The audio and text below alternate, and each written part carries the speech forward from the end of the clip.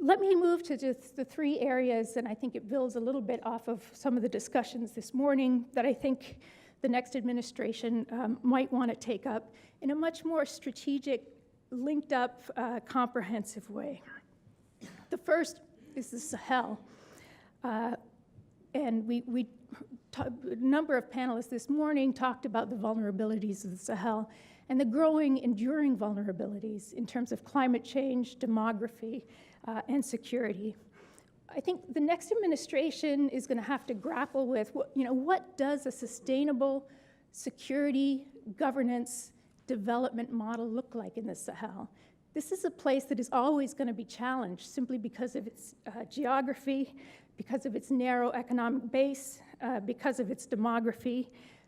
All the regions that are most prone to, say, the growth of violent extremism are regions that are not particularly economically important to the national governments.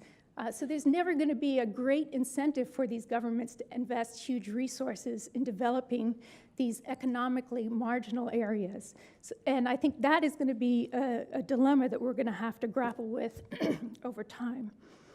If you have those structural conditions of geography, sparse population, low economic base, combined with now what is the proven mobilizing power of radical ideologies, if you have the enduring presence of criminal networks and trafficking networks that will always have an incentive to call on the extremists to kind of up their edge in the competition that happens locally, that's going to be a very hard thing to disentangle.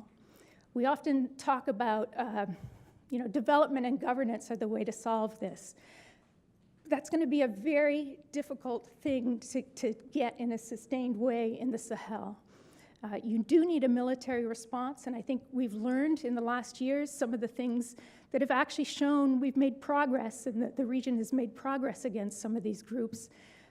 The importance of regional coordination and intelligence sharing, new technologies, sensors and so forth, surveillance, more nuanced approaches. I mean, we haven't seen a whole lot of examples of this, but the need to kind of exchange information between communities and security forces. And I think those are things that the US can build on and reinforce.